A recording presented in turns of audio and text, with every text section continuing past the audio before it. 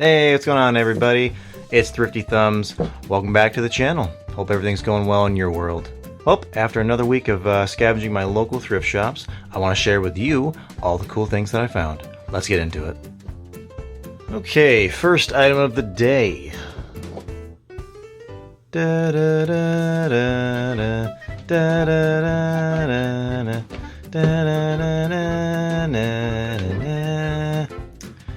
Guys, like many kids, I grew up absolutely obsessed with dinosaurs. And I attribute that obsession to two films. One, The Land Before Time. My favorite childhood movie. I make sure to watch it at least once a year. Two, of course, being 1994's blockbuster film by Steven Spielberg, Jurassic Park. And, you know, it's an obsession that I believe will no doubt last my entire life. And I'm okay with that. Anyways, let's talk about this guy here. This, I'm pretty sure, is a licensed Jurassic Park or Jurassic World toy. Probably released sometime in the last couple of years with the films. And from what I found on the internet, this guy actually goes for about $40. No joke. Extremely expensive. I could almost see that price being justified, but your boy here, Thrifty Thumbs, only spent $1, $2, $3 on it. So a tenth of the price, or 10% of the price. Anyways, let's get into the features of this guy. Obviously, the craftsmanship is really well done. The individual, like, little details on his face and stuff is really, really impressive. Look at that handsome guy. Very handsome. He stands on his own, obviously, and you can even kind of move the legs a bit and kind of position him however you want to. You know, and he pretty much stays on his own no matter what you do to him. You switch the legs around so you can position him however you want. No, not literally any way you want. He has to be balanced, obviously, but within reason. Now the coolest feature is, or can be found, right here on his tail. That is a button. And let's take a look at what this guy does when you press the button. Get him in a nice position for you so you can get the full effect. Show up him like this. Ready? Here we go. Ah, pretty cool, huh? Let's do it again. Let's do it facing head on this time. If I can get him right in there.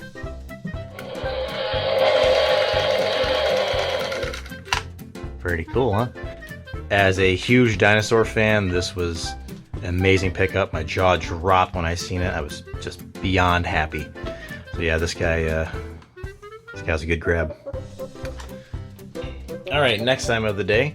Speaking of childhood memories, maybe you guys remember a little film called Jumanji. I'm not talking about the Dwayne "The Rock" Johnson ones. I'm talking about the Robin Williams film from sometime in the 90s. Can't remember exactly what year, but another one of my favorite films. And I've actually seen this particular board game for a while now. I think it goes for like 25, 30 bucks. A little steep for me. I'm a cheapskate, guys. It's the way I am. But I finally was able to find it at my local thrift shop for, again, $3. It's a day of threes. So yeah, let's crack right into it and see what's inside, shall we? I'll say the presentation is very nice. This is some sort of like nice wood material, like the game in the movie. It just feels really nice. This particular one, there's a couple little niches here and there, but I don't care. It doesn't bother me in the slightest. But yeah, let's go ahead and crack it open, shall we? I guess I love this fold open display. It's really cool. Open the other side up. And I'll go ahead and rotate it so you guys can get the full picture. Alright, so let's get into the contents, shall we? This right here is one of the coolest features about this board game. This is the code reader, and I'll show you what that does in just a moment. But let's get into the more typical stuff you'll find in a board game. So here we have our player pawns, of course. You have a green one, a red one, a blue one, and an orange, or maybe you'd say that's yellow, I don't know. We also have a numbered dice, which goes up to, I believe, 8. Yep. And then we have the player action dice, 4 to be exact, which all come with a series of images.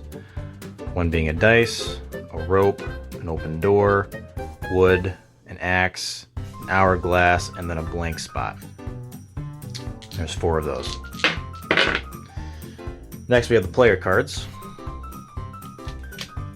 I didn't count how many there are exactly, but there's quite a few, and they all are pretty neat.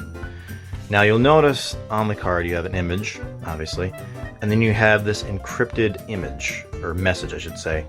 That's where this guy comes in, right? So we'll take one of these, and we'll just stick it right in there. And this once cryptic image becomes not so cryptic anymore. You can then read it. You get a little cool quotation. They like to laugh, but they're not your friends. If you take them lightly, it will be your end. And it also includes a icon image and a number, which correlates to these. For example, you have the saber there, and you got the saber there. It all goes into how the game is played, which I don't know if I'll get into entirely, but anyways, all these cards have their own little cryptic message and their number and their icon, and some of these are actually very clever. They're all very poetic. It's kind of like a dark, demented Dr. Seuss in a way, which you obviously see in the film a lot. So you also have an hourglass, which is cool, I guess. And then you have the rhino, which comes into play quite a bit in the game. So, guys, I would highly recommend this game if you see it. Whether you see it at Walmart and you know you're okay with spending the full price, or if you want to wait until you find it at a reuse it store or a thrift shop or a yard sale or Salvation Army like I did, I would highly recommend this game. It's a blast. Close it up and move on to our next item. Okay guys, I know you've been waiting for it. Time for another edition of Wacky Mugs. Feast your eyes on the toilet mug. What a crappy mug, am I right? I'm sorry, I know my joke's terrible. Blame my dad. So guys, I love collecting weird, wacky mugs, hence the name.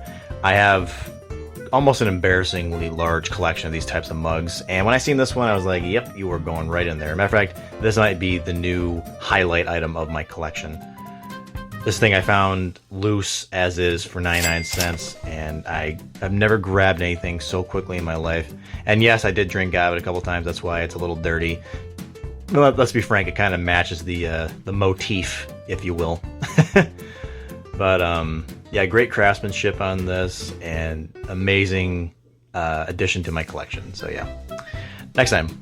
Alright guys, last but not least, in the first episode I let you guys know that I am a gigantic Star Wars fan, and this is only going to reiterate this point. Let's check this bad boy out. I don't even know if I can get this whole thing in frame. This, for anyone who is not into Star Wars, is, well, obviously it's a lightsaber, but this in particular is Kylo Ren's lightsaber. It's obviously a bit used. I bet a kid had it for a long time. I'm not sure this is some sort of like sticker residue right here, but in general it is in very good condition. Well, I'd say okay condition, because it's a little dented up down here, but I don't care. It looks so cool up on my wall now. I don't even notice. But let's get into the features. So like a lot of lightsabers, this does things, like this button right here in particular. And I will press it and let you guys let me know what you think of the effect.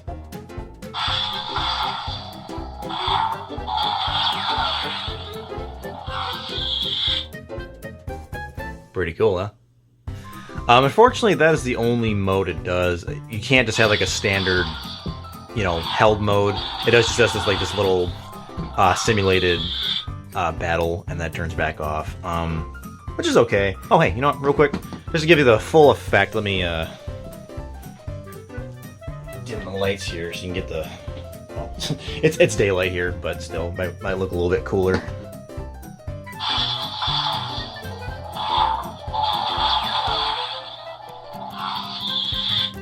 So yeah, good grab.